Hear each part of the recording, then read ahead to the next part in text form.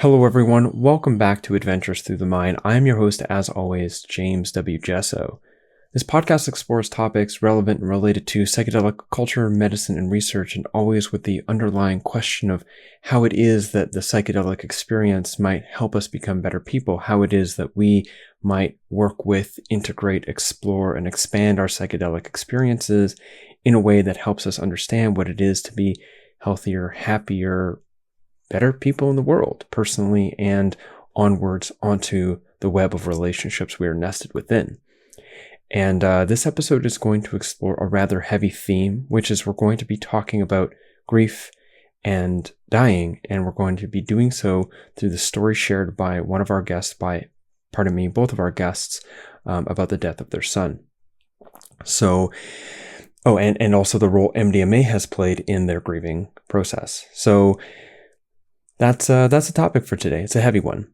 And kind of like the last episode, I'm going to start with a little bit of an overture that I've written, an introduction to this episode. As some of you know, I write blog entries for every episode, and as of last week, all of a sudden I was like, maybe I could just read them. Well, here we are. So it begins. Can MDMA help us grieve? That's a big question with a lot of gravity. It invites a direct encounter with what it is to die and what it is to live in the aftermath of another's death.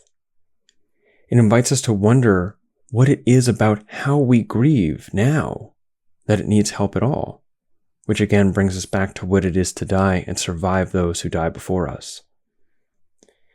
It, of course, too, leads us to wonder about what MDMA is all about. Some of us know it as a party drug, others as therapy for PTSD, others as a medicine for failing marriage, and others as all three. But what might its potential be beyond these uses? What of it in contexts like funerals or wakes, or out in a park on a sunny day with friends and the intention to come into circle around loss and sorrow, to grieve and hold each other in grieving in a therapeutic way that's not actually therapy? Well, those latter possibilities have been touched and are shared in this interview on Adventures Through the Mind with Shelley and Charley Wininger, and are shared as we explore the story of the death of their son. So our guests. Charley Wininger is a licensed psychoanalyst and mental health counselor specializing in relationships and communication skills. Recognized as the Love Doctor by the New York Times and Newsday, he's been treating couples and individuals in his Manhattan and Brooklyn offices for 30 years. He sits on the board of advisors of the Psychedelic Education and Continuing Care program at the Center for Optimal Living in New York. He lives with his wife Shelley in Brooklyn. Shelley is a mother and was a critical care nurse for 40 years, now retired. After leaving her first husband, she soon left Charley and began her new life as his, quote, partner in crime. She is the muse for and the sine qua non of listening to ecstasy, Charley's book on the transformative power of MDMA, which I interviewed him about back in February of 2021. That episode is called MDMA for Couples. Both Shelley and Charley join us for this interview to tell a story, one that provides the context to wonder about the potential of group MDMA experiences for grief and the recently bereaved, as well as questions about death and dying, feeling safe to be vulnerable, and the profound healing of togetherness in times of great loss. Also, there are 3 points I'd like you to hold while listening. The first is that, like my interview with Andrea Bird back in July of 2020 called Psilocybin at Sunset, Learning to Die, this interview is mostly storytelling, with my role as interviewer being to help deepen and clarify the implications of that story, rather than simply just asking questions and getting answers. Next, this interview, also like my interview with Andrea Bird, is best listened to at normal speed. This is a suggestion because maybe you, like myself, have a tendency to want to listen to podcasts at 2x the speed to try to get through them. But I invite you to give this one a listen at normal speed to give the authenticity of this story the space it needs to breathe. And finally, this at least to me, is a profoundly beautiful story, but far from an easy one or a comfortable one. We are talking about the death of Shelley's son, which at the time of this being recorded in July of 2021 was still very recent. And although he, Scott, died as an adult, no matter how old your child is, if they die before you, they die as your child. And so that's what we're touching in this episode. So I invite you to make sure you have the space to truly hear it, to be in a space internally and externally where it is safe to be touched by it. And I'll repeat at the end of the episode, if you're interested in contacting or getting in deeper immersion with Shelley and Charley's work, you can do so by heading to the show notes of this episode at jameswjesso.com or in the link to this description, or head to listeningtoecstasy.com. So that's the interview you're about to hear. Before we get into it, I want to give a big thanks to my patrons on Patreon, especially the people whose names are listed on the screen here on YouTube, as they have been giving significantly. My patrons are the people who help financially support the show regularly, monthly, and enable me to earn a full-time income for full-time work. This is my full-time job, and it is such a blessing to be able to do so and to earn an income on the basis of care, generosity, interest, and authentic enthusiasm for the things that I am caring and excited about and caring for and finding meaningful and valuable. And it's an incredible feeling, and it's an incredible privilege to be able to have this podcast be my full-time work. And I thank my patrons for allowing that to happen, as well as the people who give one-time donations via PayPal and cryptocurrency and etc. With that said, this podcast is free. And so if you can't contribute to the show, that's totally fine. People contribute on behalf of ensuring that the show remains free financially, but also from the influence of needing numbers and needing sponsors and distorted content as a consequence of either of those, the impact of either of those being a financial priority. And so enjoy it. If you are able, I ask that you become a patron or leave a donation for this episode. And insofar as Patreon, a cup of coffee once a month, that'd be awesome. Everything is something, and it all adds up into the pool of communal support that allows this podcast to exist. So thank you very much for doing so. You can head to patreon.com/JamesWJesso or look in the description to this episode to find links to other ways to financially support the show. And that's it. That's the intro. So please enjoy this interview. Or, well, enjoy is a complicated word, actually, perhaps not the appropriate word here. Let's try this again. I hope that you find value in this interview with Shelley and Charley Wininger here on episode 51 of Adventures Through the Mind. Okay, well, let's start here. Because again, I don't know the full story. We're on the show to outline this full story. So why don't the two of you sort of like take it from the top here? There's a reason why we're here. Charley, you messaged me directly about you and Shelley coming on the show to talk about something that has happened recently and something that happened after that revealed profound value and possibility within MDMA and community. So why don't we start from the top with what happened, happened? Yeah. Sure. Let me start with a little background, James. My wife Shelley and I have been together 21 years this month, and this is all relevant, and I the past few months turned 72, and you turned 70. And we are elders, or considered elders, in the local psychedelic community here in New York City. And this means that we partake in drugs like MDMA and other medicines. Thank you, and other psychedelics, and we do so responsibly. because otherwise at our age, they'd kick us in the butt. Mm-hmm. So to continue doing it, we have to do it responsibly. And we find that these medicines keep us young, among other things. So here we go. May 13th. Last May 13th, a couple of months ago, Shelley lost her son, my stepson.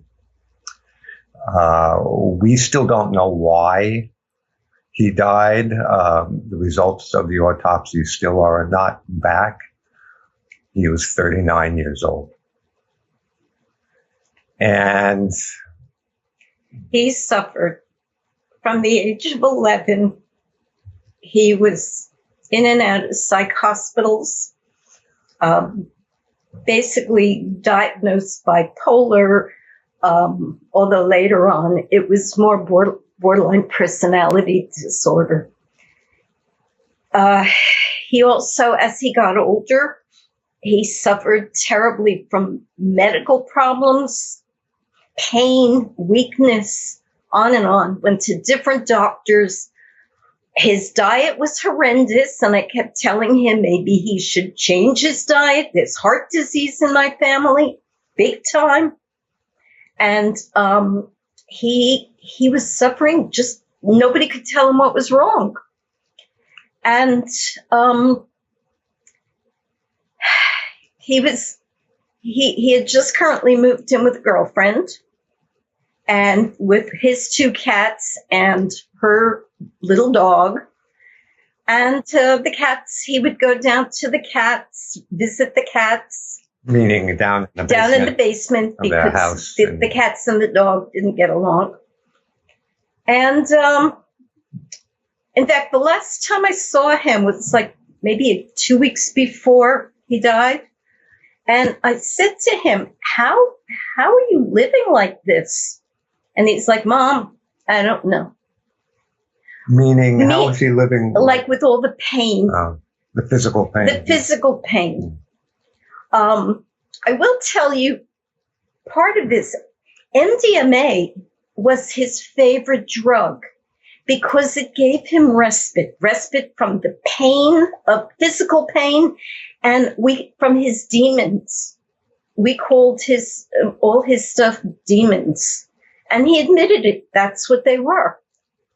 And it gave him a nice feeling, gave him time to be away from it all.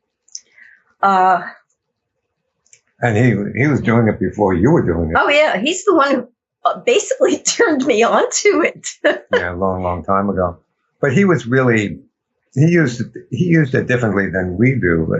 He was really self-medicating. He was self-medicating. Yeah. But for a long time, he was abusing it. I will admit that. He was abusing it to the point, I personally think that between that and all whatever else he was doing, which don't ask me what, because I don't know, his memory was going. And I am sure that part of his memory loss has to do with drugs. I'm sure of it. Yeah, how much he was doing and combining and all this type of thing that, we know better, than to do. But he was in great physical and mental agony. Agony, yeah. I don't think he committed suicide, though. I really don't. Well, we're going to find out. We will find out. Yeah. My guess is he had a heart attack. His diet was horrendous and everything else, and he emotionally and physically, But still, who expected this? So on May 13th, I got a text, a call from his girlfriend and a call from my ex, his father. And I was in the middle of making coffee and I said, nah, I'm going to wait. It's probably about Scott. And usually it's, people, they freak out about Scott because Scott's depressed, Scott this, Scott that. So I kind of ignored it until I had half my coffee. And then I called my ex, and because he kept calling me. And I'm like, okay, what's going on? Sure enough, he said, his real name is Asaf. And he said, Asaf's gone. And he was crying. And I'm like, what do you mean? He said, he died. And that was it. I just started screaming. And what can I say? So I heard the screams from Shelley was in the living room. I heard the screams from the bedroom. I was just waking up and came in, and there you were. Clearly, the worst day of Shelley's life, and then from then on, of course, we just put one foot in front of the other, and I found myself planning a funeral for the first time in my life. But with all that was going on, and all the, I don't know if you've ever been through a crisis like this, but if you have, you know that time does a weird thing, and it's like a psychedelic trip. It's like 20 minutes seems like a day, and vice versa. And one enters a different realm of time and the way the days unfold. But not for 1 minute did Shelley doubt that we would go ahead with the role, the MDMA group experience that we had planned for 9 days later on May 22nd. Every year for over a decade, we've led a group role for the community here in Brooklyn. And before Scott's death, Shelley was just looking forward to it as usual. But after he died, she really knew that I had to do it. Needed it. Yeah. Just as an aside, because my son, this MDMA was his favorite drug, somebody took a picture of me at the grave site. I had a little capsule of 100 milligrams in my pocket, and I took it out. And before people started putting dirt on top of the coffin, I stood over the coffin and sprinkled 100 milligrams onto it. Somebody took a picture, so a proof. So I figured his soul went up smiling, and I felt good about it. In fact, somebody who he considered mom number 2. She flew up from North Carolina, and she was hysterical crying. So I went over to her and I whispered to her, and she knew about him with MDMA. I said, I just sprinkled 100 milligrams on his coffin. And she stopped crying and she looked at me. She said, really? And she started laughing. So it's all good.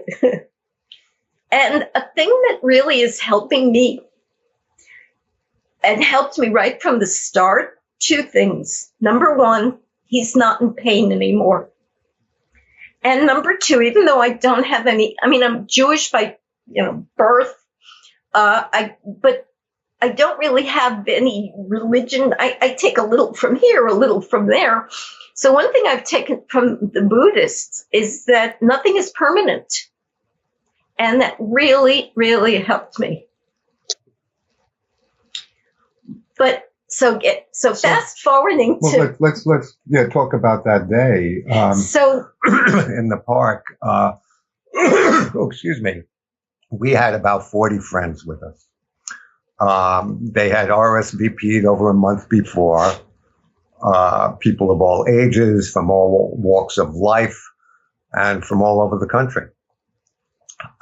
And as usual, we spent a lovely day together on MDMA in the park here in Brooklyn, Prospect Park. To outsiders, it looked like everyone was just gathering for a picnic. That's really what it looked like to anyone looking up from the outside. But earlier in the week, while sharing her news with the community, Shelley had expressed the desire for a healing circle sometime during the day. At some point, a circle for not only for herself but for anyone else who wanted to process a loss. And in fact, somebody who came from Boston had just lost his mother the day before I lost my son. Right. And a friend of mine had lost her sister the day after Scott's death. And somebody also in the group had lost a father and a sister almost to the day a year ago. So there was a lot of grieving to be done. So at 4:30 in the middle of the roll, we convened a circle. Everyone was sitting on the ground except for Shelley and I. We were sitting in chairs because at our age, it's not easy to sit on the ground for 6 or 7 hours. And this older man from out of town spoke of losing his mom that week, and he said he felt like he needed to scream as he was processing. And I was thinking, oh my God, whatever you do, please don't scream here in Prospect Park. You're going to get a lot of unwanted attention. But then Shelley, there was a pillow on Charley's chair. Now, a long time ago, when I had gone to therapy for a short period of time, I would come home. I would come to the therapist right after work, and I said I feel like screaming. So he'd give me a pillow, and he'd say, "Scream into the pillow." So I remembered that. I picked up the pillow. I said, "Here," and I threw it to him, and he screamed into the pillow 3 times. Each time he screamed, the whole group, there were like 35 of us at that point, we applauded. Yeah. Every time he screamed, we applauded. Because it was so cathartic for him. Obviously, it was like healing. He needed to get his anguish out, basically. I'm a therapist. I'm thinking, why didn't I think of this? But Shelley thought of it. Well, I am a nurse, so I'm in that healing field anyway. So, but he expressed to me after that he really felt so much better. Yeah. So that was good. And my friend spoke about her sister a little bit. And my friend's in her 70s. So, her sister, I think, was older. And our friend who lost his father and sister spoke a little bit about them. And then it was my turn. Right. And I had a picture of Scott that his girlfriend had sent me. And I had one of our friends enlarged it, put it in a frame. I couldn't look at it at that point. So when it was my turn and I opened it up, I saw the picture and I just started crying. What's funny is the pictures on my phone. It's when you open up, when you turn your phone on, that's what I see, the same picture. So I see it every day, but seeing it enlarged in a frame just got to me. And I started crying. She started crying and telling everyone about this story and how much pain he'd been in physically and mentally for so long. And Shelley spoke a while, cried a while, and then it was my turn. I was the last one to speak. And I said, and I was talking to the group as well as to Shelley, that Shelley, what I didn't share with you is that day that Scott died, I felt his presence, as people sometimes report. That very morning, I felt his presence there with us in the living room. And he was smiling. And he was sending love down to both of us, mostly to you. And he said, "I'm free." And when I said that there in the park, Shelley really burst like a dam and broke into the deepest sobs I've ever heard. And as she was lost in that, everyone around us spontaneously just huddled in together. And people came around the chair and were touching her head and her shoulders, her feet. Everyone moved in, and there were like almost 40 people in that circle, and not everyone could touch her, but people were sending energy through touching the backs of people who were touching her shoulders, and their heads were bent. Well, this I found that I saw after, and I finally stopped crying. I opened my eyes, and there were like arcs of people, because it was so many people, arcs of people holding each other with their heads bent. But while my eyes were closed, while I was still crying, I felt energy. I felt love. I felt like I was enveloped in this whole whatever. I couldn't even describe it. And so when I opened my eyes, I didn't even see people. I just saw figures with their heads down, and it was amazing. And when I was able to speak, I finally said thank you, and I said that I feel that this is phase 1 of my healing. Right. And since then, she's been saying about this is where my healing, that day is where my healing began. Yeah, that started the healing process. It was like a swelling human wave of love that was all meant for her at that moment. And it seemed to flood her with a collective healing energy. And it was like a communal heart-tipped arrow that seemed to pierce her agony. That's really what it seemed like to me. And so it was a beautiful moment, and one that you say that you'll never forget. Never. And since then, people were talking about that day and that moment.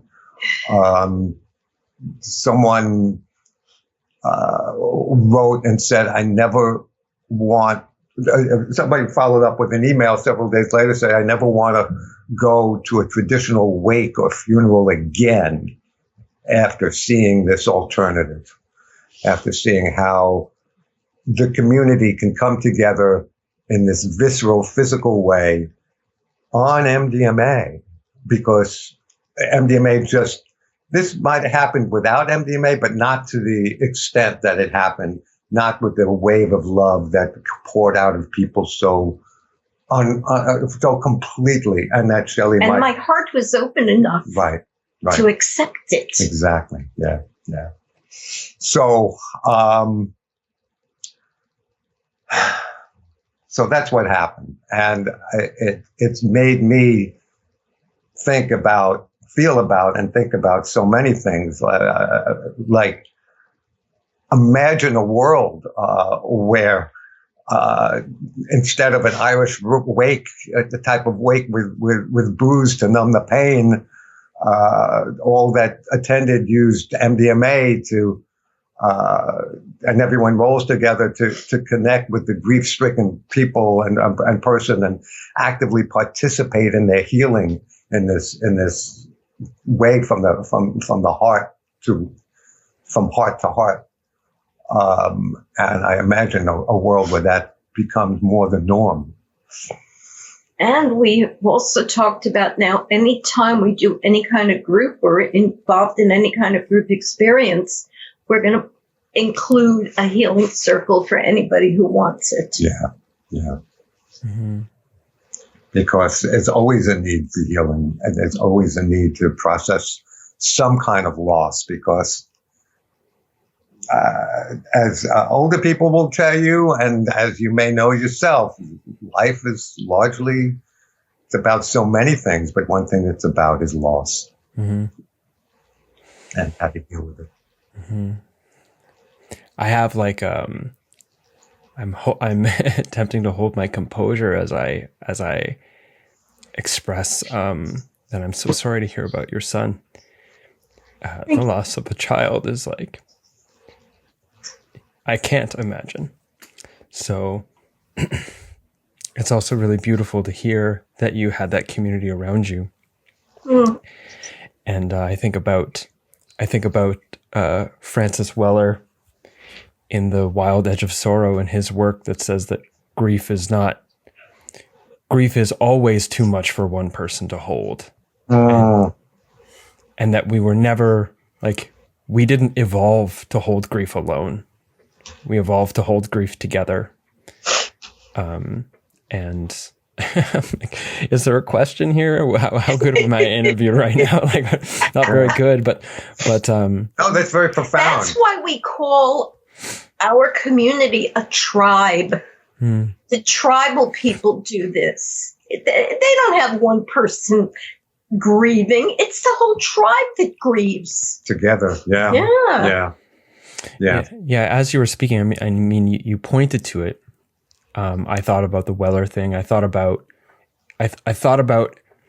my experiences of being at funerals and wakes, and there's obviously crying and there's sadness, but a lot of the times I feel it in myself that there's a muting.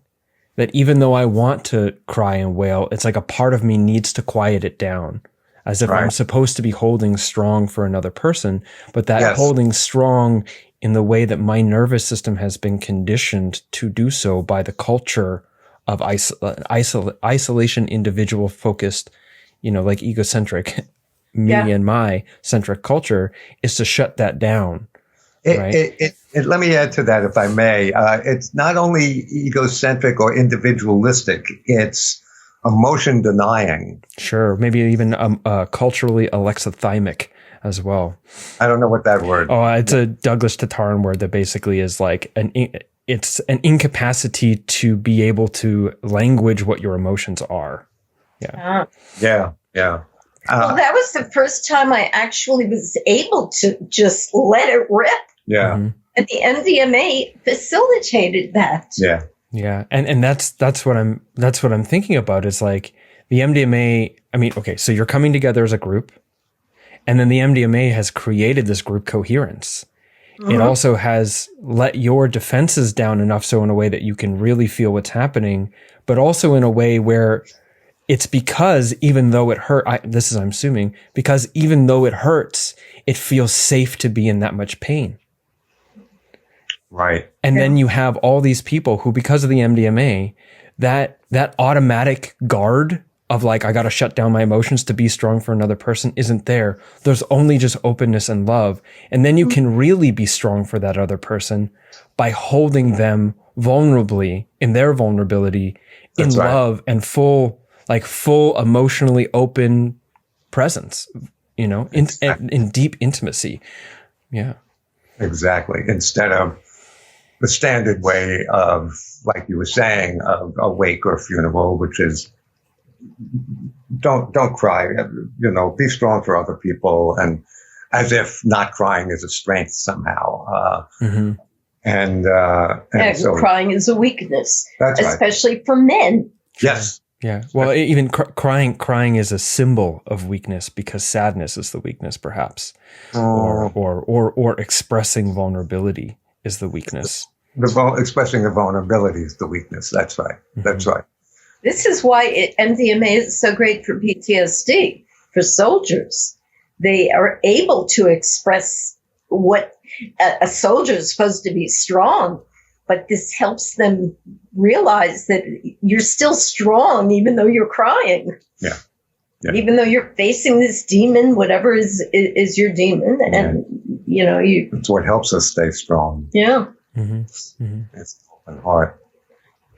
I'm wondering, because now, of course, this conversation is going to fall inside of a larger cultural discourse around, the integration of psychedelics and MDMA. I think, Charley, I've heard you say that MDMA is a psychedelic in some sense, at least, into a civilization that presently has no space for it. And the only space it presently has for it, at least on the mainstream, is inside the medical place. And much of our work right now in that larger medical legalization sort of direction is around individuals and individual therapy. But increasing, first off, that's like not how most people take psychedelics or MDMA. The vast majority of people are taking it in groups. And culturally, historically, the vast majority of people who have taken entheogenic drugs in their tribes have done so in groups, except for maybe the shaman, right? And so, or whoever is the facilitator in that sense. And so this potential of being like, hey, what about MDMA for like group facilitated grief work or group facilitated any kind of, and by grief work, grief work can include the loss, it can include the death of a person whom is cared about, but it could also include, I think for a lot of people who are experiencing trauma, there's a lot of grief around what was experienced as the profound loss of safety and everything that came from it after that. And I think that there's a grieving process that needs to be gone through for the fact that was lost and one felt so. Well, guess what we need to grieve now? The loss of safety that so many of us felt in the past 18 months with COVID. Mm-hmm. And the loss of safety, the loss of well-being that comes from just normal social interactions that we had to hide away from each other from. So that's a lot of loss, and for some people, real trauma, especially for people who live alone. Mm-hmm. And so we're finding that a lot of people are more or less traumatized by that, at least here in New York City. I don't know about other places, and who need to process the time they've lost and the well-being and social interaction they lost for so long.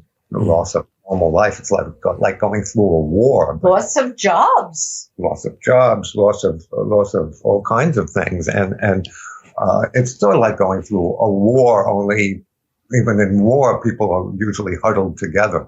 Here we had to huddle alone, and there's a lot still to process about that. Mm-hmm. I mean, also there's the grief of, and I'm not sure how many people are really letting themselves look at it because it is not easy to let in, but there's the grief around what's happening to the planet. Oh, yes. Oh yeah. You're pretty close to where I am geographically. You've been experiencing the heat. Mm-hmm. It's only getting worse, and this is one of the hottest years on record, or perhaps record-breaking heat. It's only getting worse, and things are dying as a consequence. People and ecologies are dying as a consequence. And I mean, the pandemic was hard, but what's coming with climate change it's going to be a lot worse. It's worse, and I think it's Joanna Macy years ago was talking about how the emotion that we need to process around climate change is called despair. And that there's so much of that because so many of us feel like, is this inevitable now? Or is this beyond repair? And what can I do? And people fall into despair, and then they shove it out of their minds and try to concentrate on other things. And she was saying, no, we've got to look at and be in and process and work through the despair in order to then be capable of taking some kind of effective action. Mm-hmm. But yes, this is a big deal. And we're coming back to what you were saying earlier about MDMA and group experiences. There's enormous potential here. In clinical trials, they're just one person taking it. On the other end of the spectrum, you have rave culture where 1,000 or thousands of people are doing it for the night and dancing in wild abandon with each other. And that can be, to use the word, ecstatic. Yeah, right? Certainly. What we're dealing with here, and we're trying to, we're experimenting with and talking about and trying to put a language to, is a middle way between the science and the street, if you will. A middle way where we're gathered together for some serious healing, but also for some fun.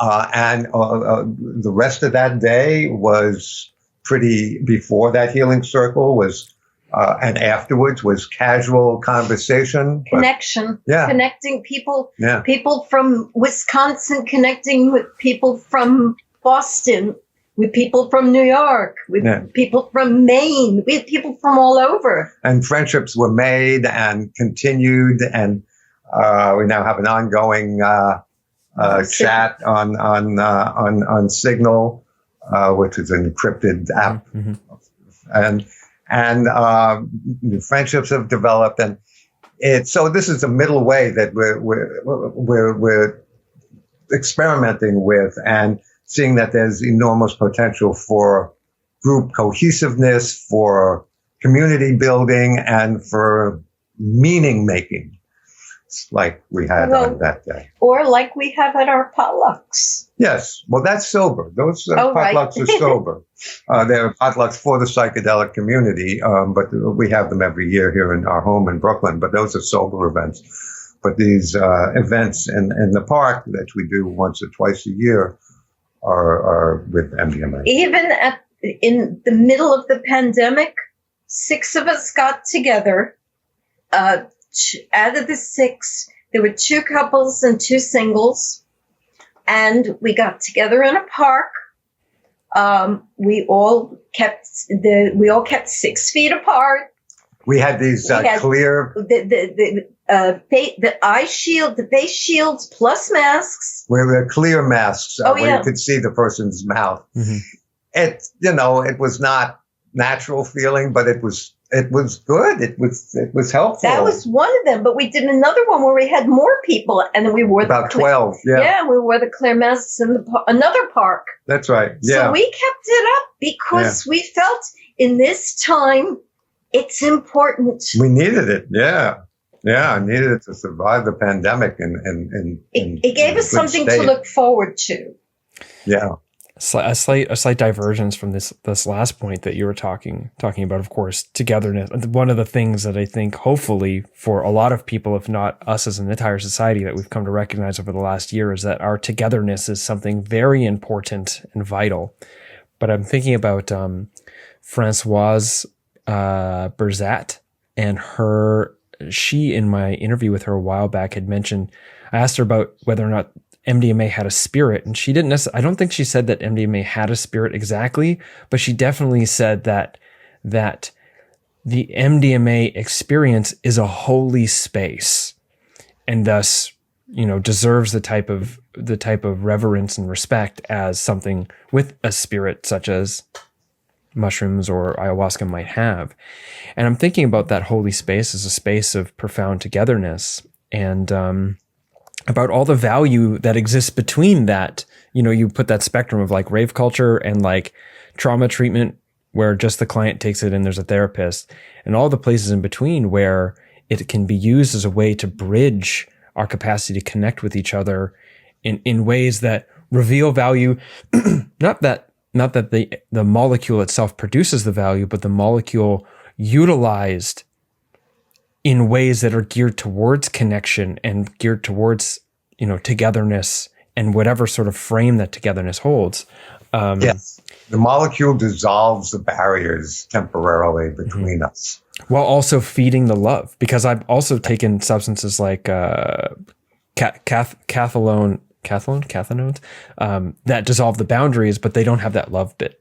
So there's something there about that profound sense of being held in what feels like love with a capital L, you know, Yes. like a transcendent love that isn't transcendent in the sense that it's beyond you, but transcendent in the sense that it's greater.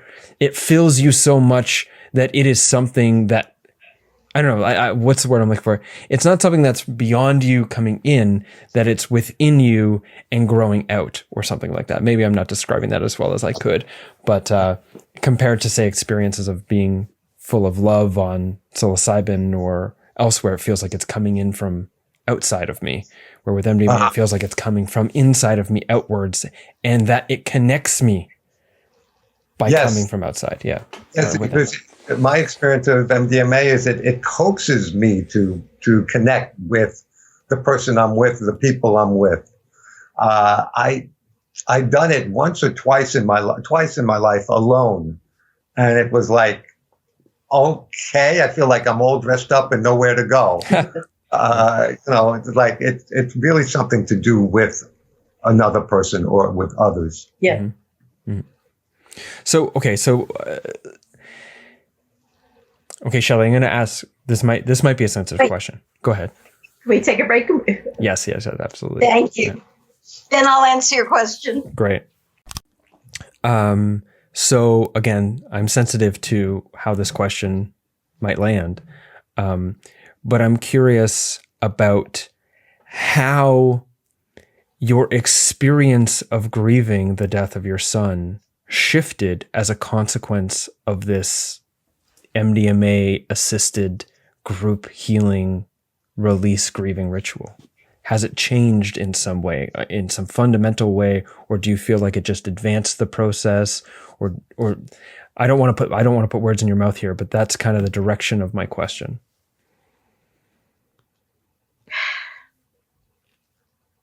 It has helped me advance. I'm not crying. I do get teary, mm-hmm. but I can talk about it, and the tears don't last as long. And I'm usually, I can't cry that easily, right? Right. I'm usually kind of stoic, but it because I was able to cry, I know that people get it, and I don't feel embarrassed anymore. Mm-hmm. You know, I've already been telling this story to different people, and which story? The story about our what happened at the park. I told you yesterday I met a friend for lunch, mm-hmm. and she really didn't know much about my history, so I kind of let her in on it. You know, she knew about my son, and I told her, and she actually got teary-eyed. I feel that by telling this story and feeling free to tell the story, even though we're dealing with a substance that makes me kind of a criminal, mm-hmm. if you want, you know. An innocent criminal. Innocent criminal, but it really helped me.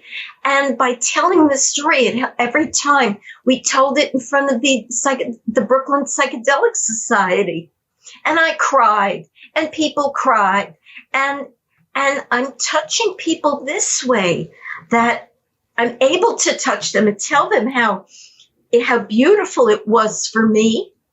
And I'm not telling them to go out and do it, but at least they know that, wow, there are other ways to grieve.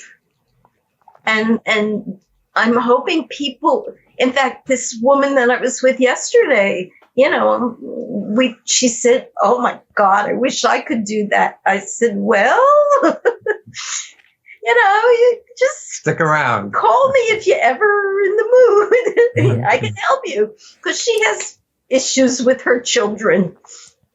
And so it really makes it easier for me to tell my story.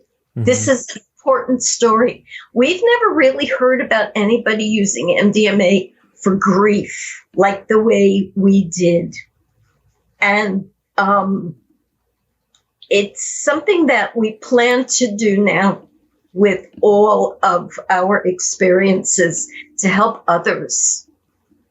So that's how it's really helped. And to have a healing circle every time. A healing circle. Because, like we say, you know, it may not only be for deaths, it could be for jobs, it could be for relationships, it could be for not having a relationship. Why can't I have a relationship? Helping you to open up. Yeah, it's very versatile. To me, this is the most versatile medicine. That's why it's my favorite. Because I learn something each time. I appreciate music more. I appreciate nature more.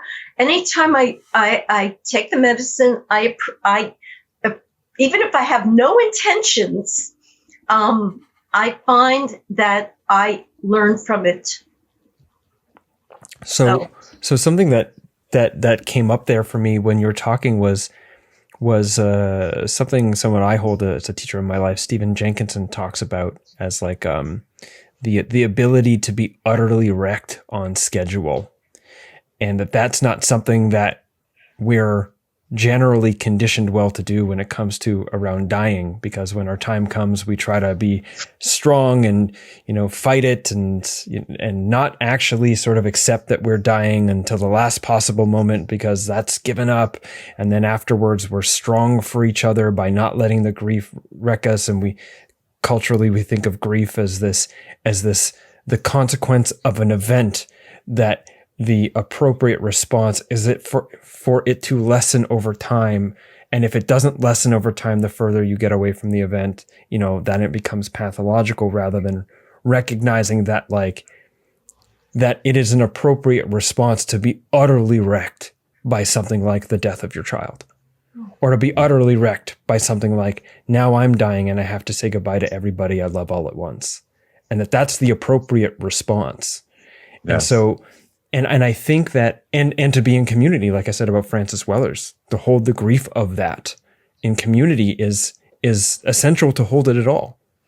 And so I'm kind of paraphrasing Jenkinson. So what I'm hearing from you is something like, you had this guardedness around it for good reason. It's obviously huge. You get into this group and there's a capacity now.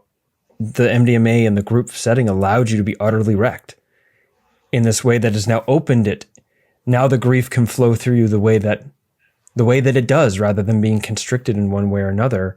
And I think that by revealing that to others, when I cried, like I didn't let much of it out, but when it was because I'm trying to keep a professional allure or something, you know, that's because I'm open and I'm feeling that grief with you. You know, I'm feeling a part of your grief, but I'm also feeling the grief that I hold as I'm resonating with you around us, what the impact might be of a similar type event, or what grief is, you know. And I think that when people are saying feeling that grief with you while you're giving talks and stuff, maybe that's people recognizing like, whoa, this is what I've always wanted, or something like, this is more, this feels like a safer place to grieve than this other place we've been given, which is something like, hold it together, be a rock, you know, you gotta, you know, get over it, respect it, of course, but ultimately get over it and get back to life, rather than being like, no, this utterly wrecked me and my entire life is now reorienting around the gravity of this experience. And that's what it's supposed to do. Yeah. Well, it's funny that you say that, because next month we will be doing another experience with some people. And one of the things, some of the people who are going to be there were with us in May. And we are having a real grieving. Part of the afternoon is going to be grieving again. Mm-hmm. So at first I'm like, well, I just did it. Mm-hmm. But then I'm like, wait a minute, am I crazy? Anytime I can be in a grieving circle, it'll help me more. Mm-hmm. So my first instinct was, no, I don't need it. I just had it. But I'm like, no, it's like going to therapy. You have one therapy session and you think that's it. Oh, yeah, that's a real. And what's cool and what's cool, you know, what seems really valuable, pardon my language, what seems really valuable, especially the way you're talking about it, is you're not talking about it in a way where it's like, yep, the MDMA helped my grief go away. What I hear you saying is the MDMA helped me live with my grief and let that grief touch me in a way that feels better, or it feels more right. It feels more meaningful. More complete and cathartic, and yeah. And one thing that I do feel, I'm blessed. I am so blessed to have this community, to have access to this medicine.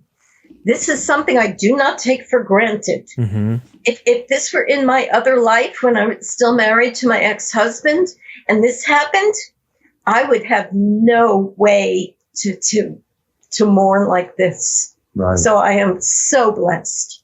Yeah, we consider ourselves very blessed and privileged to be in a time when a medicine like this is available, and to be in a cultural milieu, I suppose you could say, that it's acceptable and encouraged.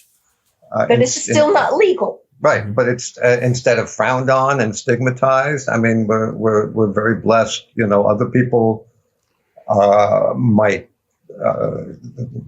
be able to use it, but they would look upon MDMA as like, they would look down on it, a crutch, maybe as a crutch, or as something that would be. They would maybe think that you're self-medicating and you're just trying to numb your pain, and they wouldn't understand, and so they would never do it themselves. And thank God that we know that we don't have to be burdened by that kind of belief system. And I want to circle back to something you said a few moments ago, James, about when you're grieving, when you're crying, it has an effect on the people around you. It's like whether you're suppressing the tears or whether you're expressing them, it's contagious. Mm-hmm. It broadcasts an encouragement to everyone around you to follow in the same way. It gives permission when you cry for other people to touch the tears in themselves and express that themselves. So it's contagious permission is what it is, and people usually appreciate it. If they feel safe in themselves to feel those feelings, right? Yeah. Which is maybe where the MDMA helped assist, but also it's where experiences like that MDMA experience might help someone be assisted later without the MDMA, because they now know what it's like to be in that situation and feel safe and positive about it. Now, without the MDMA, there's something logged into the nervous system. It's like, this is the way we can do this. There's another option than however we were conditioned to do so beforehand, which clearly isn't serving us as fully as maybe something closer to the experiences you've had. Yeah, mm-hmm. Exactly. Yeah, and I'm thinking about Douglas Tatar, and again, him talking about the importance of crying as a mammal, as it signals the others in your family, group, tribe, pack, that something is wrong. It's a signal to come to care, and it's like, we are very so attuned to crying. We hear crying and we very much have a response. We can identify it, and I think it's interesting is we're able to identify the difference between crying and laughing, because the difference between the two is such slight intonation difference. Right, that they almost sound exactly the same, and yet we can still differentiate and cue, like, is this person okay? Are they not, kind of thing. Right. And that being able to, I guess that's just a commentary. It feeds into what we're talking about so far about like just being in the open-heartedness and connectedness of the group as grief is moving through. Yes, and now that I think about it, it's like MDMA as opposed to other psychedelics is particularly a physical experience, as is crying, mm-hmm. as is laughter, as is dance, as is hugging, mm-hmm. And lovemaking. These are physical experiences, and LSD, psilocybin, which I mean, I love and have great respect and reverence for these medicines as well, but they're not physically centered like MDMA is. So I believe MDMA is particularly useful for this purpose of grieving, because crying is such a visceral experience. Yeah, it's interesting because I'm thinking back to the difference that I had was trying to conceptualize for the first time ever live on air about like the love coming in from outside or the love coming up from within me. I'm thinking about the differences between like, oh, my sense of self, like the guards in my sense of self go down, I dissolve away, and so more of what's around me can come in. Where with MDMA, it's like I become so fully occupied, so fully in myself, that I'm able to like look into the world and let the world into me because I feel so full that I can let the world in rather than being like getting my membranes more and more permeable. It's like I get so like, yes, this is good. I'm here. I want it. Let it in. Right? And I'm safe. Yes, I'm safe. Yeah. That's why it helped me, because I was open to receive. I knew that these people were there for me. So I was open to receive, and they were open to give. Yeah. So it was a give and take, and that's. I don't think I would have responded like that if I were sober. Mm-hmm. Mm-hmm. I really don't. Yeah. Because in that safety too, it's like I know my experience with MDMA is when I'm in an MDMA space, I feel like yes, of course I'm worthy of the love I'm being offered, and so I can receive it. Yes. Because I love myself. I am love. I am of love. I can receive love. Yes, I believe your love. Please. Yes, I honor it. I welcome it. I have a mantle place in my soul right now that centers this love that you're offering me as of supreme importance and value. Yes. Where without that, I might be like, oh, I'm not really sure. There could be all this sort of like, is this appropriate? Like all these other things. But in this situation, it's like, yes, I am worthy of this love. I will let it in. Absolutely. Yeah. Mm-hmm. And then I start thinking about like, wow, what's the potential here? Mm-hmm. What's the potential for transforming this society? If this can be more of a normalized ritual and rite that we go through when there's a loss, how that could create so much more mental and emotional health and reduce the ability of losses like this to become permanent traumas that are debilitating. Yeah, I'm thinking about meaning, like it without the healing experience you had with that group, I feel like a lot of deaths from my experience and then also from talking with others and just sort of like listening to the stories that populate the narrative space of our culture. Yeah. That the consequence of a death is sort of a meaninglessness. Like meaning is taken from life, where it sounds like the kind of experience you're having brought a deeper meaning to the loss itself. And that's what I meant around like that the grief becomes a thing, like the event that is responded to with grief, the grief itself reorients the meaning of your life around this event's gravity rather than zapping the meaning of your life from you. I'm kind of just like, I'm on the edge of my thinking here. And I also know that it's a very sensitive thing. So I'm hoping I'm not going too heady with it as I'm working this out. Yeah. You're right. I think it was, who was it? The German Jewish philosopher who was a Holocaust survivor. Viktor Frankl. Thank you. Yes. Yeah. Said that it's not suffering that destroys a person, it's suffering without meaning that destroys a person. And so to be involved with meaning making is feels like a sacred task. Yeah, and that meaning is there as it's being made, because like there was already the meaning that this group, that you felt connected, that this was a positive experience, that you were safe, that you were held. That meaning was in the group as a consequence of it being made collectively. And then that infused the meaning making process of the grieving ritual as well. I mean, now I'm getting super heady now. I apologize. You have a good head, you use it. So. Thanks. So I have maybe one more particular question before we might call to a close. And then I have one for you. Oh, okay. But you go first. Well, maybe let's go with the question you have for me, because possibly the question I have will diverge enough that it won't feel like it's streamlined. So I'm ready to receive.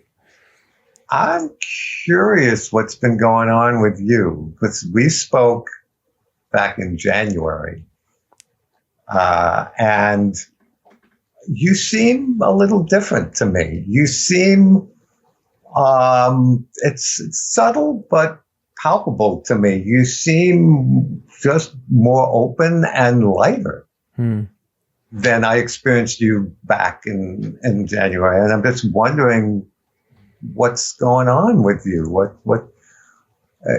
Can you relate to what I'm saying? Yeah, I can. And actually, that feels really beautiful that you're seeing me in that way and speaking to it. So thank you. I feel your care in that too. I think that a lot of it has to do with the shifting pandemic landscape where I live, and how that's shifting my access to connection with others. Wow. Also living in Southwestern Ontario, like yourself, probably in New York. January is a tough month. January, February through the winter, it's a tough month. And that particular time in my life, I was going through quite a bit of other sort of, everything was really piling on. And I was making my way through the winter somewhat sort of mythically. You think about like the hard winters, like blowing in your face. You just got to keep going, because if you don't, you're just going to lie down and freeze, And I think the springtime, the summertime, I've been reconnecting in really beautiful and meaningful ways, and new relationships are coming into my life. That's exciting.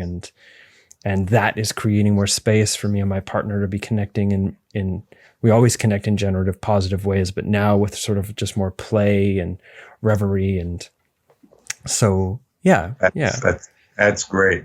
That's great. And, taking what you're talking about before, I guess we all have to go through winter every winter, and it's seasonal, it's natural. But winters here can be grueling, and especially as I get older, I feel it more. I'm wondering how we can get out of here for the winter sometime in the future. And some of that suffering is necessary, and some of it doesn't feel necessary. Some of it feels like unnecessary, and I'd like to find a way to be lighter, to keep some of springtime and April and August in with me in January. Sure. I mean, possibly that is like literally more light. I think it was in about February that I started using a very bright light in the morning, and that made a hell of a difference. Yeah. Okay. Well, thank you for your caring, Charley. I appreciate that. Sure. And so my final question is about what the experience of after the MDMA was like. So, Shelley, I'm not sure if you heard the conversation I had with Charley for the show previously, but one of the things I talked about is that earlier on in my MDMA using life had a lot to do with how I was using it. My context of use wasn't exactly the most centered. It was a hell of a good time most of the time, but not exactly the most sort of responsible in my mind and body. Is that I used to just be really agitated and just like kind of crass and shitty. But then increasingly it's more that I feel just completely raw to the world, where a sunset brings me to tears, and that's beautiful. I'm extremely vulnerable. I have to be very conscientious of where I am after the journey, because I am so vulnerable, but it's a beautiful vulnerability, or it's one that I feel is a beautiful and meaningful one. But also it's not easy, because it's also like it's easeful in a way because I'm not resisting it, but it's not necessarily a comfortable experience. And this is coming into it and being in a neutral place, or being in not in a, grieving the death of my son place. certainly. So I'm wondering, since people are maybe going to listen to this and say, okay, maybe I'll go for this, that is there some sort of added level of aftercare based in your experience that you felt was really helpful in the inevitable sort of low, the sort of the recontraction that happens after the expansion of MDMA? I can talk about it. I can tell people how wonderful it is. I can out myself. Even people who may look down on me for doing this, I'll talk to them about it. I'll tell them about it. The more to get the word out that you don't necessarily have to suffer alone. So getting the word out is meaningful. It adds meaning to the experience for you. Mm-hmm. Yeah. Absolutely. And my son would be very proud of me since that was his favorite and it made him feel good and he turned me on to it. He'd be very happy that I'm using it like this. Yeah. And I talk about it a lot. And talking to strangers. We were on Clubhouse and we spoke about it and I cried. We were at the Brooklyn Psychedelic Society on it and I cried. That was face to face. That was face, yeah. Here I feel okay to cry. I'm human and I don't have to feel like, oh, I can't cry, looking weak. No. It's okay to cry. It every time you cry, it gets a little bit less. It's a release of the sadness. Yeah. Mm-hmm. So then, in interpreting what you just said there from like a frame of practical suggestions for a person in the aftercare of a grief-oriented communal MDMA experience. Recognizing like, okay, this is a meaning-making process and there's actions to be taken to sort of help that meaning-making go along. And having established, or you had an established community and you also had established opportunities to share your story, but having an established community where you're safe to talk about what's happening, recognizing you're now more vulnerable, you're in a vulnerable place, and having community to talk about it, as well as just generally acknowledging the sensitivity of this and providing yourself appropriate aftercare as a consequence, as you would with any MDMA experience, but keeping in mind that this particular experience also was one that opened you up to grief. So now you're like in the pocket of both simultaneously. Does that feel like? Yeah, talking about it is helping me it integrates it into my life. Just by talk, I may not talk about it every day. I may not tell people every day, but any opportunity I can, I tell people. That's how I'm integrating it because it helps me keep in that moment and say how beautiful it was, the energy I felt, the love I felt, and keep those people with you. Keep them with, keep the holy. I'll never forget this experience. It keeps it's in me. It's like etched in my brain, etched in my heart. I'll never forget it. Right. And your son is held in that now too. Yep. Yeah. So it's not even just for you anymore. It's also, he's held in that too as well. Now the interesting thing is when, or if I ever tell my ex-husband about it. Oh, I'm not sure if he's a listener of the show, but. No. Not at all. I don't even know if he knows that Charley wrote a book about it. Oh, interesting. Yeah. I mean, that's actually something that's interesting for people who are listening to this and feeling inspired because, I mean, your comment there makes it clear. It's like, hey, yeah, there's a lot of people who are open to these conversations and they're ready to not only witness you without stigma, but fully hold you in the acknowledgement of the meaning of these types of experiences. And there are still a hell of a lot of people who just straight up don't get it at all. Yeah. And don't care to. Right. And don't care to. And, it's a lot of fear there still with a lot of people about substances like this. And people lump MDMA in with crack and cocaine and heroin. And see it all as the same and all just drugs, and Sure. they don't know yet. They don't know yet, but And fair enough, because that is the dominant narrative. That has been the dominant narrative. I mean, talking about like crack and meth and stuff, dominant narrative since the 90s, which was to horrendously villainize all illicit, maybe since the 70s, illicit drugs in order to sort of like create a cultural atmosphere that justified legal action against people using those drugs, which was used as an excuse for racism and suppression of political activism and a number of other things.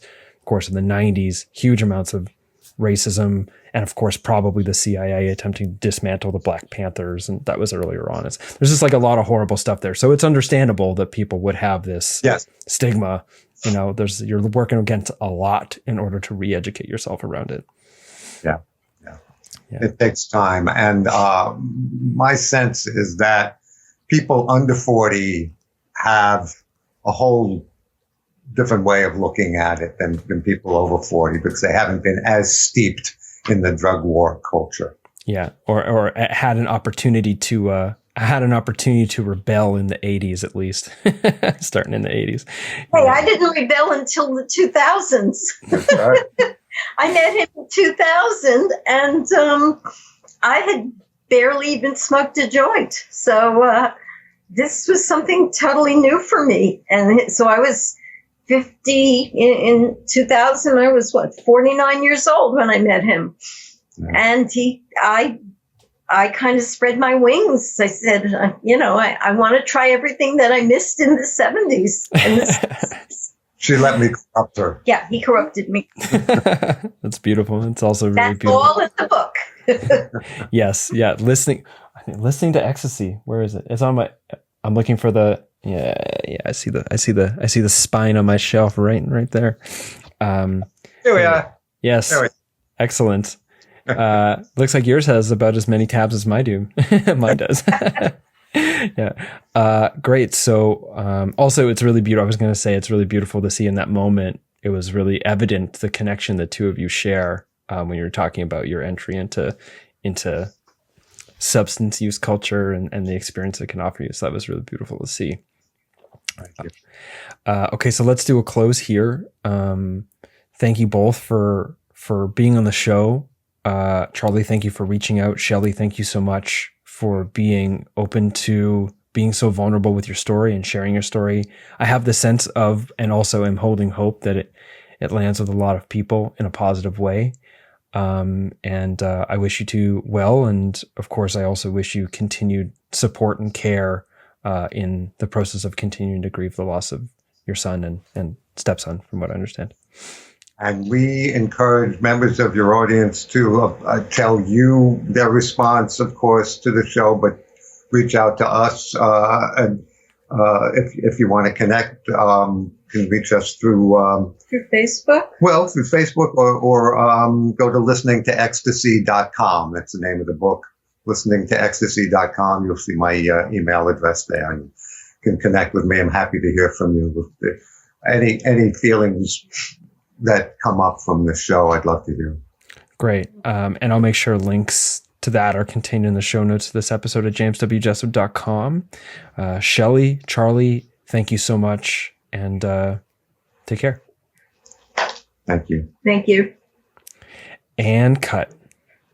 Okay, thank you for tuning in. If you, like you just heard, if you would like to hear or get more involved with Charley and Shelley, you can head to